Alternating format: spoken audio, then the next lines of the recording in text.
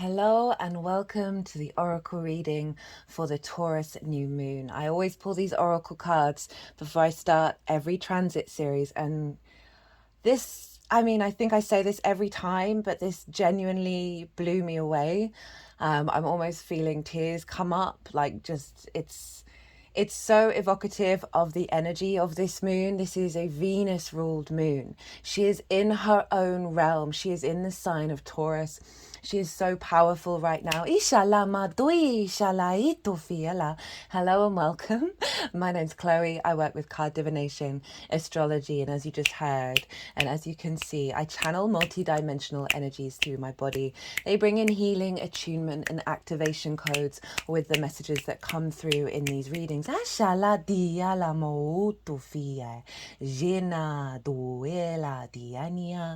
moon is in Taurus as I speak. This moon, I'm going to summarize.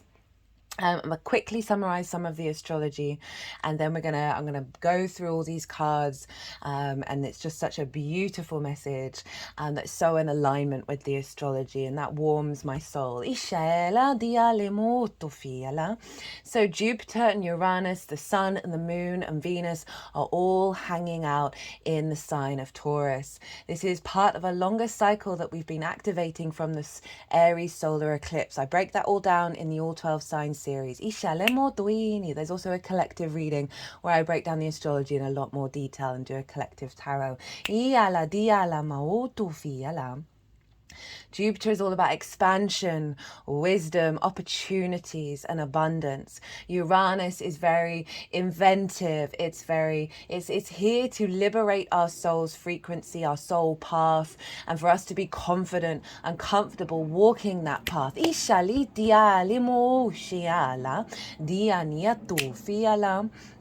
And Venus, the goddess of love, desire, connection, harmony, play, creativity. She, as I said, she's in her own realm. And these are all conjunct this new moon. We are activating a cycle of us being confident and comfortable and finding the deep wisdom within ourselves to walk our path in this 3D realm. We're not here to escape it. We're here to create. From a place of love. Everything stems from love. And that there's a real sort of powerful, liberating energy of Uranus here coming in and activating all of this. I've talked quite a lot about near-death experiences recently because so many people who come back from that, even if they've had really difficult lives, are like, no, this is where we're meant to be. This is the fun place. This is where we create. It doesn't matter what it is and what situation we're in. We're alive. Taurus is the earth, the first earth sign. It's our personal connection to the 3D material realm. It is your physical senses, your body. Get in your body. Get out in nature. We are recalibrating. You may have noticed in the lead up to this new moon, your body may have ached. Old wounds may have popped up. You may have just felt very drained and like your body's just like, ugh. And this is bringing all of the trauma responses we have in our physical body that preempt our conscious responses to our environment in the 3D. And as if you come into a situation that has a slight thread of a previous trauma, your body can then go on high alert, whether you're aware of it or not. We have been recalibrating that in the lead up to this new moon. And now our physical senses, right? Our body is going to be more in alignment with that love, that abundance, that's attuned to our unique soul frequency. So our body is going to be spider sensing, seeking that out.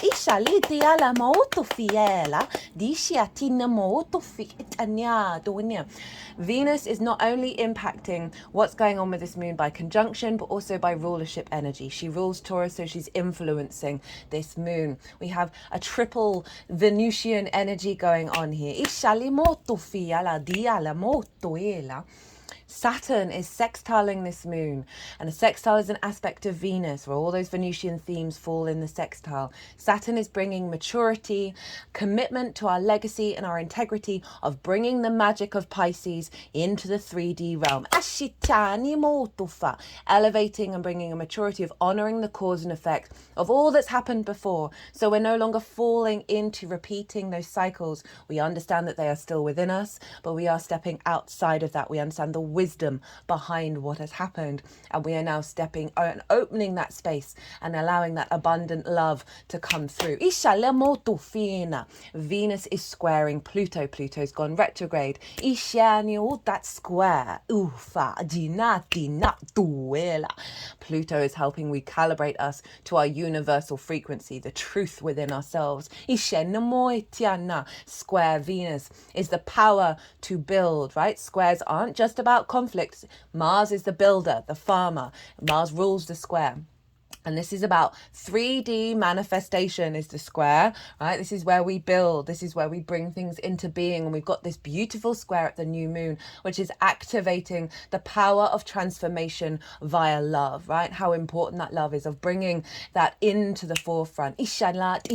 Our inner magnetism is an aligned to building through love. This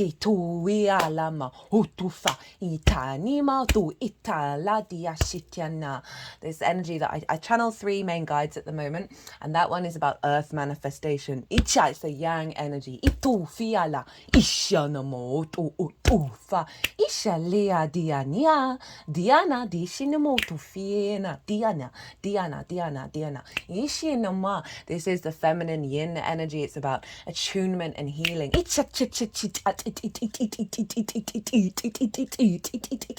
one's the neutral energy linked into sacred geometry. Code is basically downloading code. It is about the archetypal and architectural structures of the universe. And these 3 like to work together because we have these energies within us.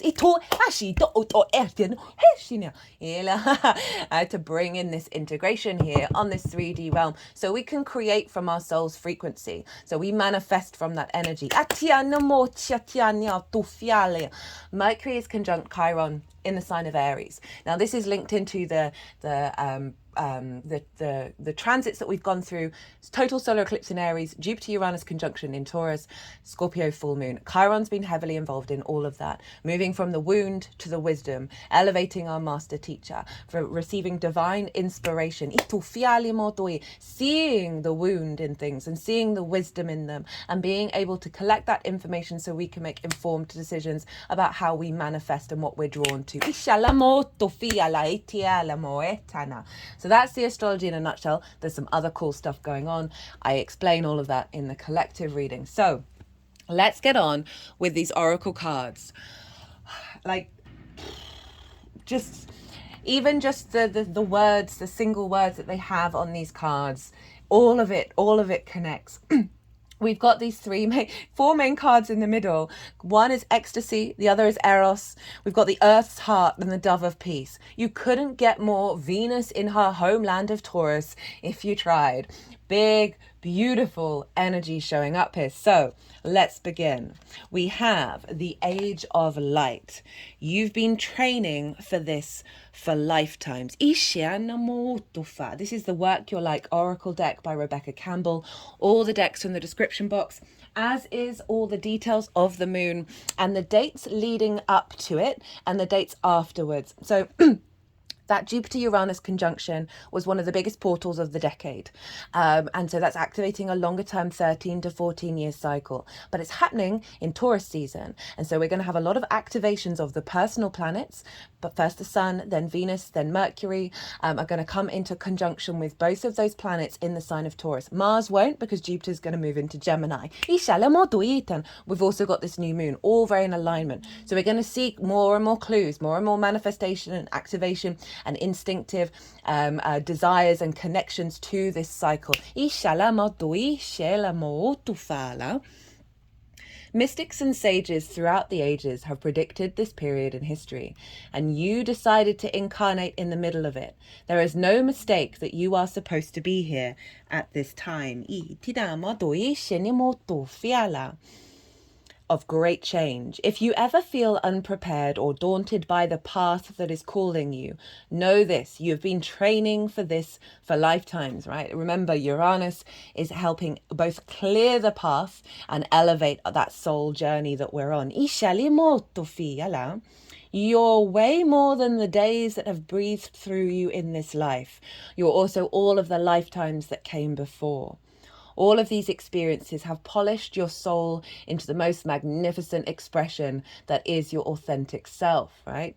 Uranus, very confident being itself. It wants you to be free, to be authentic. Your soul has many facets. Imagine a fingerprint. Your soul is 1,000,000 times more intricate than that. If you put together all of the fingerprints of all of the people you have ever been, you would not even get close to fathoming how much of a unique masterpiece you are. You came in with a clear soul path. You came in with wisdom, Jupiter, beyond your years. This is the part of you that longs to be seen. The sun is the most visible at the moment with this moon. The moon is at her darkest. She's very receptive to any intentions and manifestation and seeds that you plant at this time. We have a lot of vision and clarity and divine inspiration with a new moon. This is the part of you that is ready to step forward, that is ready to emerge. This is not the lifetime to stay hidden, but to step forth, be seen and rise. So the activation affirmation for this is: I call forth the soul gifts and soul training that I have received throughout all of my lifetimes. I am ready to embody them all now without hesitation and without fear. I have been training for this for lifetimes. Tu ishatun tun tun tu ishiala itu ela diala tu fa iala maita limoto ele matile matile di shetene moto fala ela ila moto ishiato ushanima. I forgot to mention at the beginning, in these videos I tend to allow the light language to have a bit more time and space. So whether you're consciously aware of what's going on, as I said, it's all in alignment with source and your higher self. They're focusing on the Eros card, which is about love.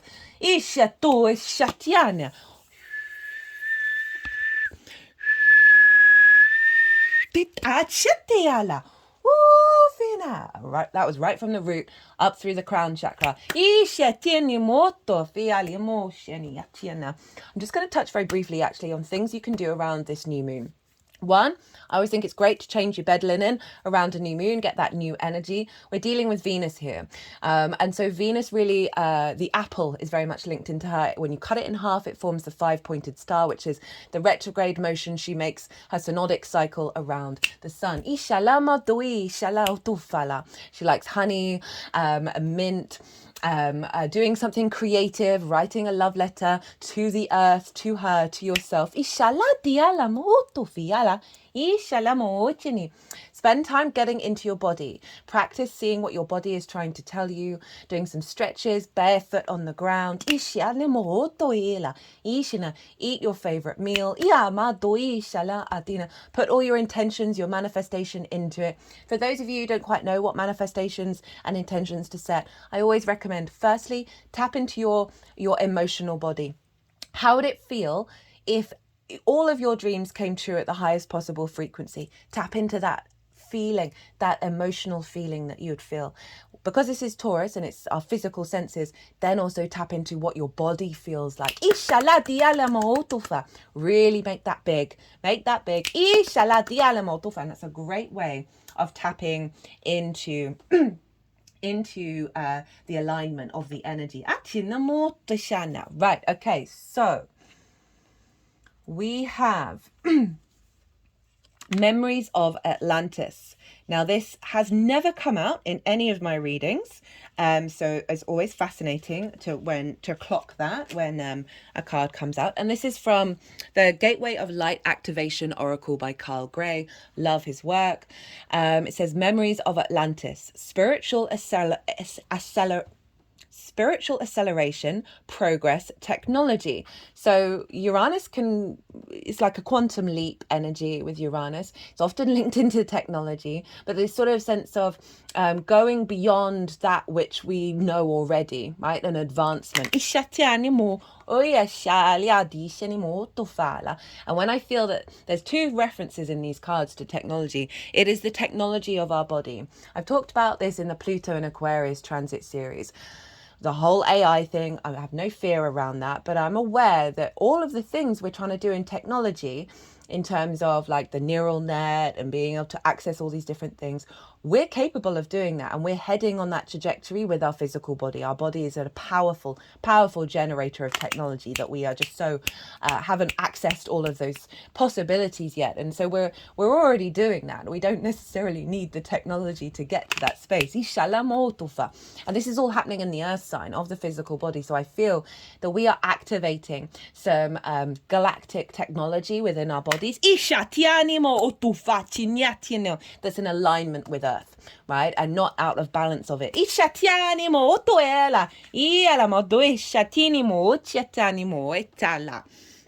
Right, legend has it that Atlantis was an advanced civilization that existed thousands of years ago in the center of the Atlantic Ocean. I mean, there's debate about that one. Its people were highly evolved and had many spiritual gifts. They were telepathic, extremely psychic, and known for their ability to combine the laws of science and spirituality to develop technology and create heaven on earth. So they were in balance. I just spent the last weekend at a Dimensions workshop with Matthias Stefano. He's quite a famous channeler. He does a lot of series on Gaia. I've only come into his framework probably the last year, maybe a little longer. And what I love about his energy is he talks about all of these very spiritual, mystical things in relationship to the sciences, to chemistry, to biology, to physics. That blending of spirit and science is so important because it makes everything more accessible. Rather than, oh, there's some unknown god up in the sky has done this thing. I mean, yes, that, but also through the wonder that is the technology of the universe. But somewhere along the way, many of them stopped respecting their gifts and spiritual connection. Their disrespect for the earth and ocean caused a great cataclysm that brought their civilization to an end. And this is when we extend too far with technology rather than regrounding ourselves. And that's one of the things that Jupiter has really been teaching us over the last year, is to honor the wisdom of patience and what is our bodies trying to say, what is the earth trying to say.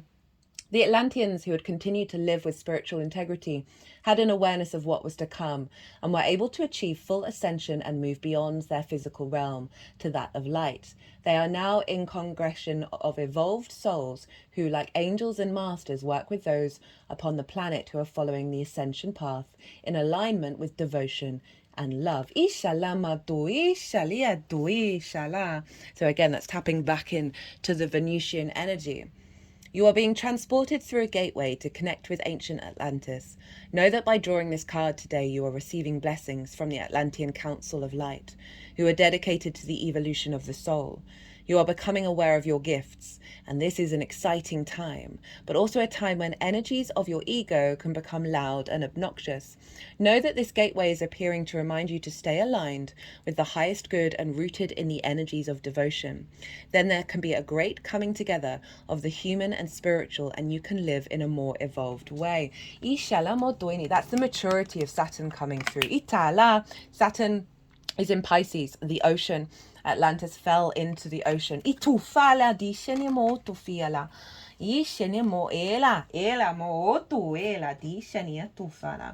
And then we have against nature. This is from the Kim Krans, The Wild Unknown Alchemy deck.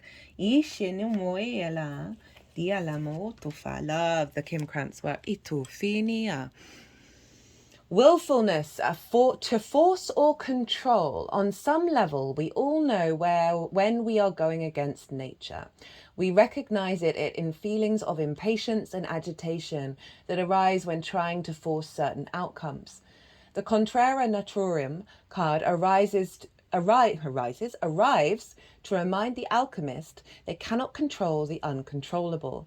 Nature has its way enveloping us in a wild narrative that we can collaborate in but not dictate. No matter our efforts to manage every aspect of our lives, the mess ensues. Spring is soggy. The lotus requires mud. People do what they do. This card heeds a warning not to fight the flow of Mother Nature or of destiny. Once we loosen the grip of what we think life should look like, a whole new realm of possibilities awaken. Now is the time to be radically open to what nature has in store for you. Now, this is very much in alignment with what we've been working on since the Aries eclipse, of honouring our own nature, of getting out of the way of our own nature. Getting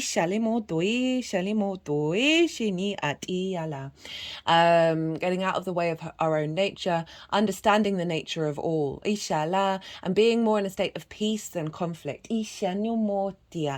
Releasing the reins, releasing our grip over control. And when we do so, we become more in alignment with the flow around us. And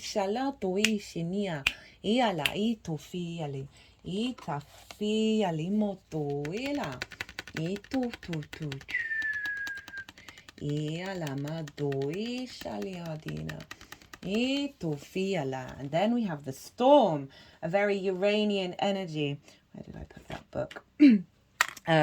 I link Uranus. I know it rules the Fool card, but we've got the Tower in at the bottom of the tarot deck right now, and this feels like it's this energy that we're pulling down these structures of control, of fear, of conflict. Even though they're still around us, even though they're still a part of us, they're not having the same dominion. And that we are creating more space to come from a place of creation, curiosity, and love. Where we're more in balance and more in harmony with the fundamental nature of the universe. Uranus is the storm, is the sky god, and tends to sudden events happen out of the blue that can be disruptive, but are in alignment with activating your soul's path. Dinah, the chaos, the whirlwinds, the disorder, possessing an energy much like the tarot's Tower card. There we go. The storm undoes all that is. Everything that was solid, known, and relied upon is stripped away by the winds of fate. The ground becomes the sky becomes the center, and then the center disappears. The storm is a great equalizer. No matter how far we've come on the path, no matter our age, wealth, or wisdom, we can't hide from its savage winds. Their disturbing howl stirs anxiety and makes it impossible to see and think straight. You must wait it out. If you try to fight the storm, you will lose. A better option is to seek temporary shelter and a reliable friend. When all else fails, go within. There, for a moment, you settle into the eye of the storm. I've been talking about the eye of the storm for a while. Of the finding that inner peace within, finding that calm, that stillness, or despite what's going on around you, that's where you find clarity, this ability to go into that quiet place. The storm's intention is to rebalance your equilibrium. It is a result of precarious conditions, not the cause of them. So this feels like the rebalancing before the moon. Because this moon is so Venusian. It's so full of love. So these difficult energies, as I said, our physical body, clearing out the storms in our physical body that have blocked us from being within our nature. Because Venus not only is making an aspect to this moon, she's ruling the moon. She's not beholden to anyone, but she is ruling by energy transfer Jupiter, who rules Pisces, who's ruling Saturn, and Saturn rules Aquarius, who's ruling Pluto. So all of those major players are all in alignment with Venus. So then we have soul retrieval. So this activation, this new moon, that is bringing our soul into the manifestation of the 3D realm. This is the Mystical Shaman's Oracle book by Alberto Villoldo, Colette Baron Reed, and Marcela Lobos. The essence of this card. Soul retrieval is a practice that helps you recover a part of yourself, your energy, your enthusiasm, or your innocence that you have lost. At first, we use soul retrieval to recover us from hurts and heal our childhood wounds. Later, we learn to journey to recover our original nature. And our nature is to be in alignment with the light, with the dark, with the chaos, with the life. And be in flow. That self that never left the Garden of Eden, who still speaks to the rivers, to the trees, and to God. When we return to Eden, we are whole again. Heaven's here, guys. Just FYI. Right? Heaven is here. Heaven is within. I say the word heaven just because it's a really easily accessible word, right? That we can link into. The invitation. You are no longer fragmented. You are one with creation. You have healed the cause of pain you feel, so you do not need to dwell on it any longer. This is also linked into the Scorpio full moon that we just had. Really, it's true. If you're still hovering over an old wound, find a new flight path. Don't be and it's also linked into the Chiron energy that was conjunct the Aries solar eclipse. Venus was conjuncted at the time of the Jupiter-Uranus conjunction, as well as the Scorpio full moon, and now Mercury is elevating our understanding of our cycles. Don't be distracted with the little stuff you've already mastered. Go for the big one, the journey back to Eden. The medicine. When did you compromise what you truly believed in? When did you compromise what you truly believed in to be loved or accepted by someone? This is where the maturity is coming in, where we're not being distorted by the external in the love and the capacity that we have to love and be loved. Ishania.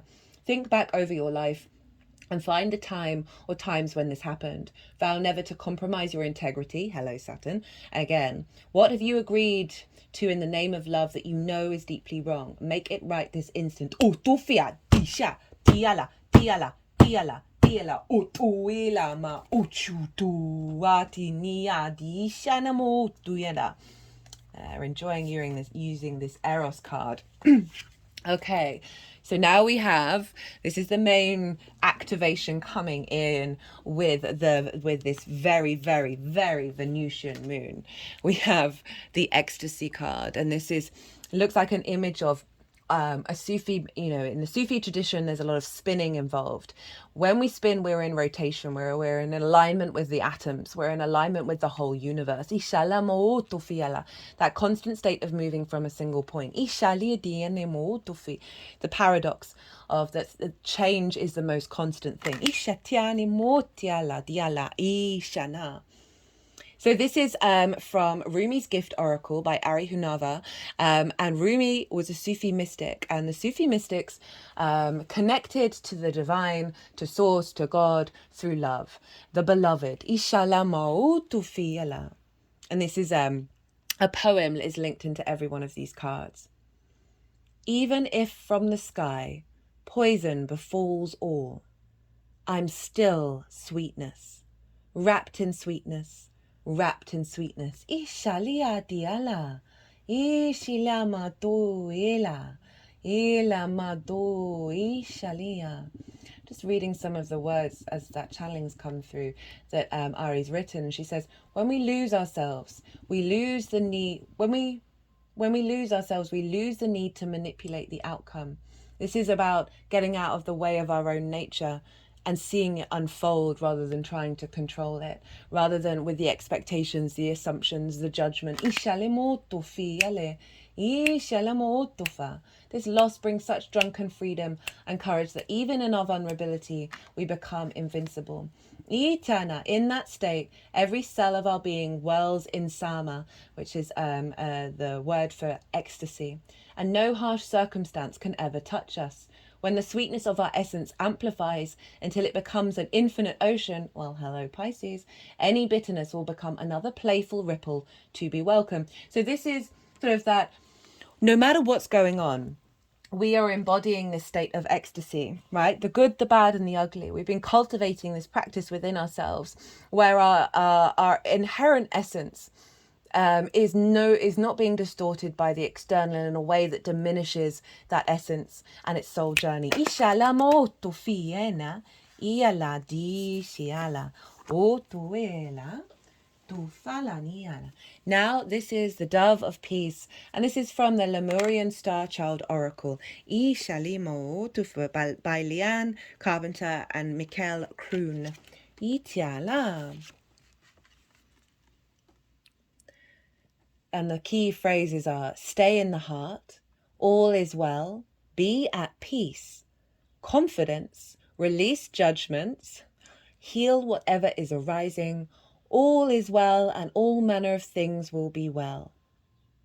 As a dove of peace, I am finding my feet to land in a human world that is coming to peace with itself. Ishala, dialamo, tuile, e shalia tuila, di shianoma atufiala diala ila. Your inner child is also a dove of peace and can sometimes carry aspects of shyness or timidity.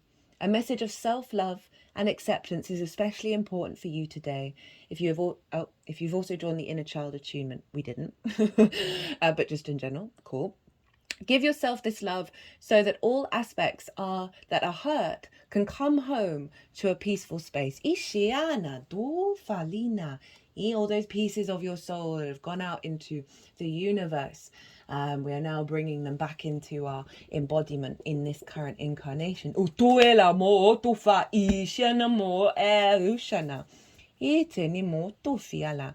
the encouraging, gentle parent to your inner child. Tell them that they are the gift to the world, that they bring something unique and beautiful that only they can bring. Soothe their fears with gentle affection, with plenty of time and space for recalibration, and by releasing pressures. Lovingly reconnect them with the light of the higher self, which brings peace beyond circumstance and logical understanding, and safe passage into the flow. The affirmation: I am the dove of peace, and I am the safe landing spot. So this is about bringing peace into the physical body, that your physical senses are no longer repeating those traumas, seeking that fear, recreating that energy. That kind of just summed up everything that I just said as well, which I love. Always great when we get the repetitions of the energies. Oh, there was something I was going to say. There was a channeled message that came through from Venus in the collective reading. I think it was the collective reading of releasing shame around money, right? Releasing shame around having abundance in your life, right? So we can so often be doing a lot of manifestation work, but there might be something root within you that is just like a feeling non-deserving, or wanting everybody else to also have it, so feeling, oh, well, I can't have it, so everybody else has it. And she did some healing around that, because she wants us to tap into the fact that there is abundance everywhere. There are opportunities everywhere. Source creates these opportunities like it's that out of the blue. It's beyond comprehension. And when we fall into an alignment of really knowing our own love and our own value, this is when this starts to unfold. But so often we think we're doing that, but there's some root core energy. Anyway, there's some healing in the collective reading about that. But I thought I'd just bring it up as a point of reference of around this new moon is a great time to do heart chakra work and throat chakra, and bringing it in alignment of what things that may have been said, ideas, preconceptions of concepts that have limited our heart's energy and our ability to connect the heart and the throat. Taurus rules the throat chakra. There's also stuff about the crown chakra. The Queen of Swords showed up quite a lot in all the All 12 Signs videos of bringing that crown chakra energy in through the earth, bringing the earth energy up, sitting outside for a moment, touching a leaf, whatever it is that you need to do to sort of reconnect back to the Great Mother. Speaking of which, here we have the Earth's heart, depth, pulse, buried treasure. Amidst our phenomenal scientific pursuits, we have yet to journey to the core of the Earth. We can only suppose what is there. Such is the mystery of the Covarum Terra card. It is related to the archetypal image of the cave and the fourth chakra located at the heart. This cave appears when there is something blossoming deep within that requires our attention and tending to. It could be a new love, a way of serving others, or offering to the planet and its resources. Its alchemical text, Coram Terra, roughly translates to Earth is the true heart. We are her, by the way. We are, there is no getting around the fact that we are made up of her. Her essence is ours. Inshallah dofiana. And when we walk her path, it's the reason why I focus on the lunation cycle and the solstices, because that brings us into alignment. Ishali doi shalamo dofiala. Ishali dialamo doela dishiana.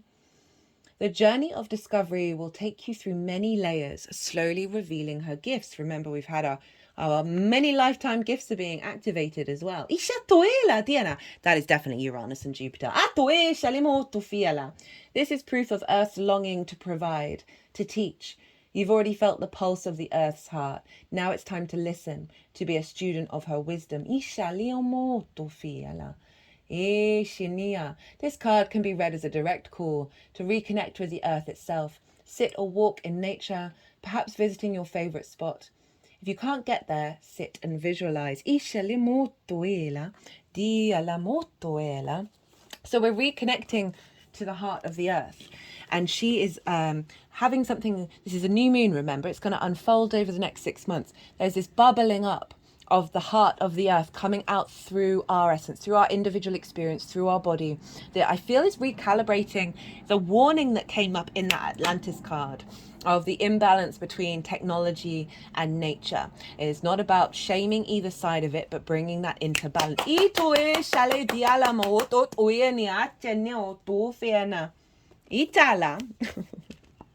I do love it when they get all heated. So we have Eros. This is love as desire, eroticism, sensuality. Through Eros, through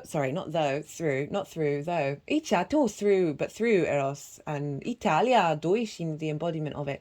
Though Eros can be depicted as unbridled sexuality and eroticism, a more contemplative understanding of this archetypal energy leads us to the root of desire itself, right? What we're manifesting from our essence, right? This physical, earthly, Taurian energy. What do we long for? Why are we awakened by love? What makes us hesitate in the face of intimacy?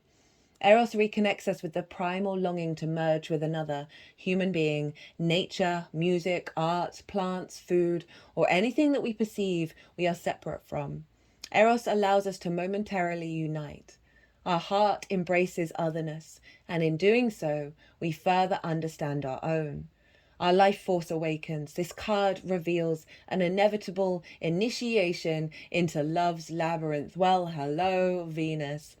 You may find yourself swirling in a new in a new territory of desire and sensuality, right? She's really very loud right now.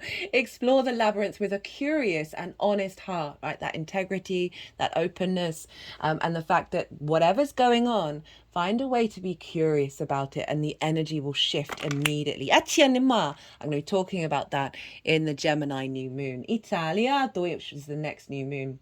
Explore the labyrinth with a curious and honest heart. And remember, though the way is circuitous, you are always being led towards its center. Inshallah, when light, passion, playfulness, sexual health. Ishanimo tufa, when darkness, madness, projection, obsession. Ituwana. Plato reminded us that Eros can be experienced as platonic love. That's, non-sexual. It is activated when we witness beauty and truth in the world, when our barriers soften. The Hindu goddess Lalita, she who plays, can help activate Eros energy. She is also known as Kamashavri, Empress of Desire. I love that play and desire, right? That sort of elevation of the lightness of love, right? Rather than that which can take us asunder. Right, what have we got next? We have, where have all those books gone? There we go. We have Lemurian seacoast. So we not only have Atlantis, we have Lemuria. So we've got a lot of sea energy. We've got the Pleiades, which is very much a water energy as well, and Neptune.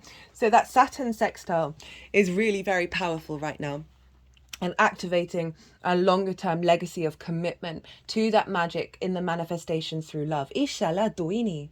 Embracing sensitivity, uniqueness, living with grace. Tufil, which has just come through with this line. Ishutuala. Lemuria was a civilization that was in the middle of the Pacific Ocean in ancient times. The inhabitants of this sacred land lived in complete harmony with nature. I love how we've moved from the Atlanteans, which followed the Lemurians, and we're honoring that the journey that they went through of sort of breaking this peace, because we needed that in order to evolve in a different way. And now we're coming back to Lemuria, where we're coming back to harmony. Ishalio Dinah. The inhabitants of this sacred land lived in complete harmony with nature and had a connection with every living being, similar to the movie Avatar. Their inner vision was fully activated to the point where it was thought that their pineal gland was fully developed and they could see for hundreds of miles in every direction. This is what I mean. We're not going to really need technology. In a similar way to the sonar of dolphins and whales, the majority operated from their heart. Heart space, honouring one another and nature, so much so that when their civilization came to an end through the cataclysmic event, most likely the plates of Earth shifting, causing volcanic eruptions and a tsunami, most of them ascended. It is said that these highly attuned beings knew that their civilization would end and decided to send healing waves into another part of the world for future civilizations to benefit from. They put all of this energy into the Lemurian crystals, Ishalido, that can be found in Brazil and Colombia. You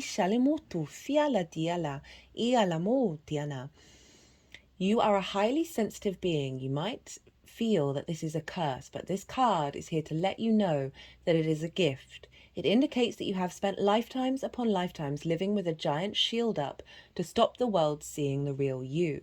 But you are a highly unique soul, hello Uranus, with incredible gifts that are worth sharing. Though embracing your uniqueness, you can help many others embrace their own. This lifetime is a more graceful existence with less defense and more trust. It's not about protecting yourself, but stepping into the space of surrender and revealing your true self.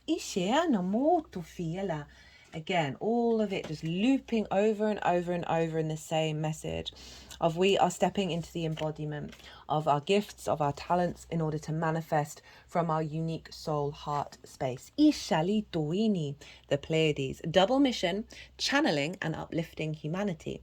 The Pleiadians are a group of star beings dedicated to raising the vibration of the planet and sharing new consciousness through creations and technology. They've been incarnating on Earth since near the beginning of humanity. You are a soul who has a double mission to grow at soul level and to raise the vibration of the planet. Thank you for doing your part in the great plan. Your presence and unique light is needed. It also talks about channeling and how this is activating channeling within us all. Ishana, that's been coming through in the all 12 signs videos as well. These gifts, these galactic gifts. I call upon the Pleiadians, consciousness of the highest realms and highest good of humanity, to work through me. Let me be a channel for only the purest light of the essence of source. Let me channel in a way that also serves me. And remember that purest light of source holds the darkest essence of source as well. We must never ever forget that and shy away from that and see it as a negative. And only then will this imbalance come back into flow. Inshallah. And this is taking us to the embodiment of how this moves forward into the world. And we have Neptune, the Pilgrim, and the Eternal Child. All of this is helping us walk our talk into the world from this energy that's activating the internal child within us. Okay, so this is the energy that's coming with this, activating and moving into the Pilgrim. Neptune happens to be in Pisces at the moment, along with Saturn, and is sextiling Jupiter, by the way. So big, beautiful energy. Divinity, mysticism, seeking. Neptune is the mystic's planet. It transcends energy, projects towards the heaven. Its transcendent energy projects towards the heavens. When the Neptune card appears, the Seeker archetype is activated and doorways to new dimensions open.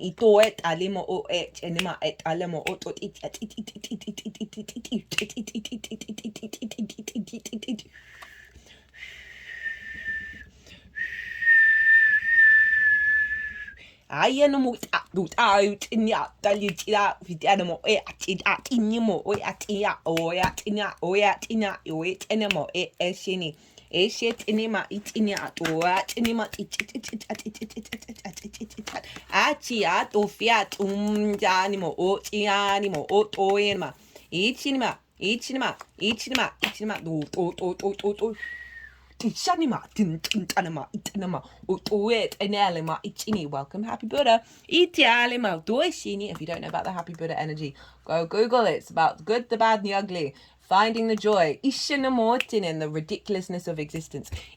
From a place of awe.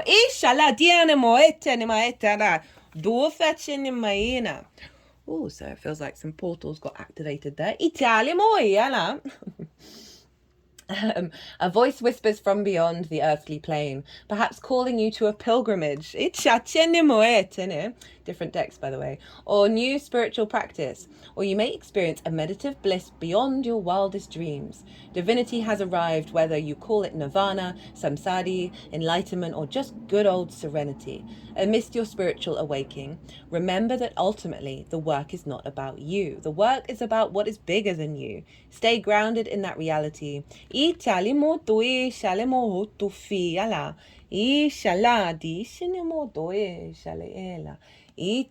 So this is bringing in that beautiful Neptunian energy of the mystic, of seeing the magic, seeing the wonder around us, the awe, the bliss as we walk our path beyond this new moon. The pilgrim, the wanderer, the traveller, the apprentice. For the pilgrim, an outward journey is always an inward journey. This archetypal wanderer seeks wisdom, experience, and meaning in the farthest reaches of the globe and the deepest regions of the spirit. Others will wonder when the pilgrim will settle down and claim a more conventional life. But the pilgrim knows that the heart belongs in motion, like this ecstasy, the spinning of it. And there was another card that mentioned spinning as well. That's the release of the control. It's bringing in all that flow energy. Where there is motion, there is freedom, expansion, and growth. Uranus, freedom, expansion, and growth. Hello, Jupiter. Ishala, responsibilities, social conventions, and logistics lull us to sleep. And soon the pilgrim becomes veiled in the slumber of the day-to-day. Yet when this archetype awakens, it rallies our senses of adventure and leads us out the door towards a new reality. With the pilgrim at your side, you will never lack courage, nor do you need every amenity. Travel light, travel soon, your spirit needs it. I always struggle with a particular sentence in this. He just doesn't ever resonate, and that's no disregard to Kim Krans, who I love. When it says that the pilgrim becomes veiled in the slumber of the day-to-day, I'm a big fan of the third house. I think finding meaning in the day-to-day is one of our key keys to unlock the abundance. To unlock source. That it's not just about going and roaming the world. It is not about going and doing all the things. It is about bringing that level of curiosity and movement and awe and wonder and exploration in those little things, in those day-to-days. I'm not saying that this isn't also about going out into the world, but I want it, it's in every moment of every day. So we are fully always embodying that pilgrimage.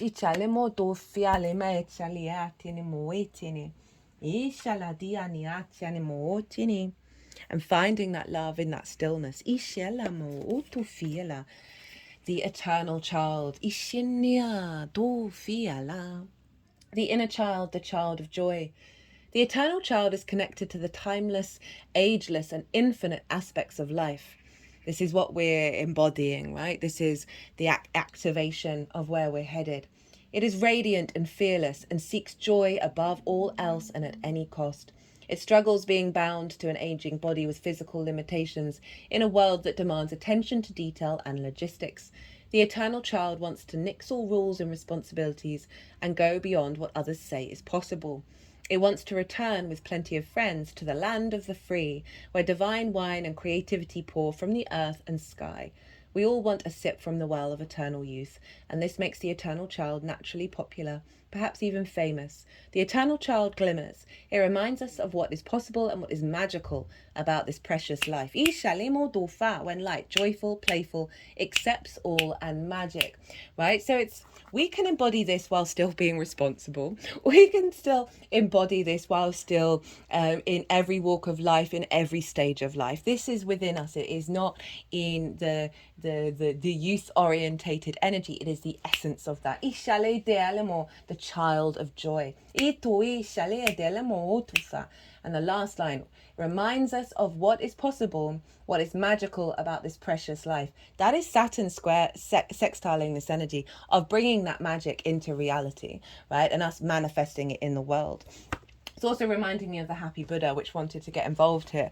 As I said, this is about whatever's going on, the chaos, the storm, the tower, of finding that essence within you that is the eternal child, that is the Happy Buddha, of being aware of your responses to what's going on, but know that there is that spark within you, that is that deep root of love, of source, that is finding every single moment very playful and very curious, right? And that sort of zoomed out perspective. But overall, such a beautiful message of love and of abundance, of bringing our gifts into the world, of bringing it into the 3D and creating a sense of joy and love in our 3D environment. I'm going to leave the reading at that. I hope you enjoyed this. If it resonated, it'd be an honor and a privilege if you hit that like button. It'd bring me a great joy, but facts are facts. It helps the algorithm, guys. I just want to say, sending you so much love over this new moon, over this beautiful activation. I get tingles just thinking about it every time. Be good to yourselves, be good to those around you, and most importantly, be well until we meet again.